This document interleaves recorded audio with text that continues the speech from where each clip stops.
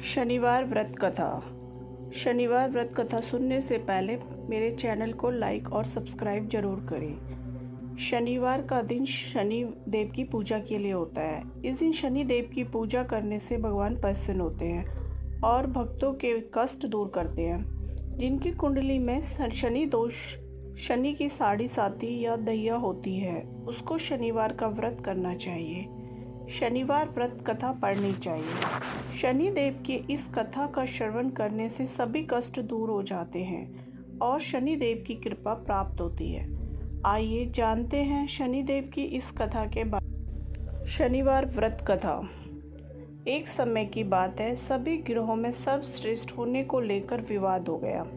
वे सभी ग्रह सूर्य, चंद्रमा, मंगल, बुध, गुरु, शुक्र, शनि, राहु और केतु इंद्रदेव के पास गए। वे भी निर्णय करने में असमर्थ थे, तो उन्होंने सभी ग्रहों को पृथ्वी पर राजा विक्रमादित्य के पास भेजा, क्योंकि वे एक न्यायप्रिय राजा थे। सभी ग्रह राजा विक्रमादित्य के पास पहुँचे और अपने विवाद के बारे में बताया। राजा विक्रमादित्य ने सोच विचार के बाद 9 धातु स्वर्ण, रजत, कांसा, पीतल, शीशा, रांगा, जस्ता, अभ्रक और लोहा से सिंहासन बनवाए और उनको क्रम से रख दिया। उन्होंने सभी ग्रहों से इस पर बैठने को कहा। साथ ही कहा कि जो सबसे बाद में बैठेगा वह सबसे छोटा ग्रह होगा। लोहे का सिंहासन सबसे अंत में था, जिस वजह से शनिदेव सबसे अंत में बैठे। इस वजह से वे नाराज हो गए। उन्होंने राजा विक्रमादित्य से कहा कि तुमने जानबूझकर ऐसा किया है। तुम जानते नहीं हो कि जब शनि की दशा आती है तो वह 2.5 से 7 साल तक होती है। शनि की दशा आने से बड़े व्यक्ति का विनाश हो जाता है। शनि की साढ़े साती आए तो राम को वनवास हुआ और रावण पर शनि की महादशा आई तो उसका सर्वनाश हो गया। अब तुम सावधान रहना। कुछ समय बाद राजा विक्रमादित्य पर शनि की महादशा शुरू हो गई। तब शनिदेव घोड़ों का व्यापारी बनकर उनके राज्य में आए। राजा विक्रमादित्य को पता चला कि एक सौदागर अच्छे घोड़े लेकर आया है, तो उन्होंने उनको खरीदने का आदेश दिया। एक दिन राजा विक्रमादित्य उनमें से एक घोड़े पर बैठे तो वो उनको लेकर जंगल में भाग गया और गायब हो गया। राजा विक्रमादित्य का बुरा वक्त शुरू हो गया। भूख प्यास से वे तड़प रहे थे, तो वो एक ग्वाले ने पानी पिलाया तो राजा ने उसे अपनी अंगूठी दे दी। फिर नगर की ओर चल दिया। एक सेठ के यहाँ पानी पिया।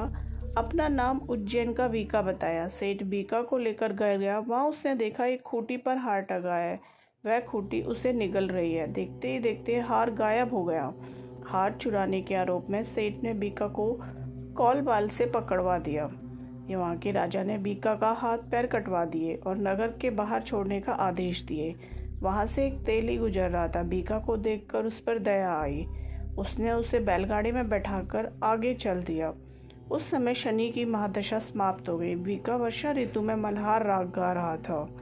उस राज्य की राजकुमारी मनभावनी ने उसकी आवाज़ सुनी तो उससे ही विवाह करने की जिद पर बैठ गई। हारकर राजा ने बेटी का विवाह बीका से कर दिया। एक रात शनिदेव ने बीका को स्वप्न में दर्शन दिए और कहा कि तुमने मुझे छोटा कहने का परिणाम देख लिया। तब राजा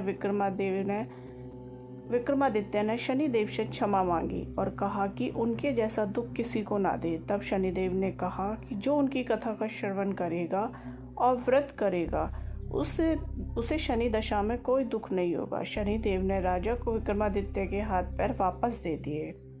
जब सेठ को पता चला कि मीका तो राजा विक्रमादित्य है, तो उसने उनका आदर सत्कार अपने घर पर किया और अपनी बेटी श्री कंवरी से उनका विवाह कर दिया। इसके बाद राजा विक्रमादित्य अपनी दोनों पत्नियां मनभावनी और श्री कंवरी के साथ अपने राज्य लौट आए। वहां पर उनका स्वागत किया गया, जहां राजा विक्रमादित्य ने कहा कि उन्होंने शनिदेव को छोटा बताया था, लेकिन वो तो सर्वश्रेष्ठ है। तब से राजा विक्रमादित्य के राज्य में शनिदेव की पूजा और कथा रोज होने लगी। और शनिदेव महाराज की जय।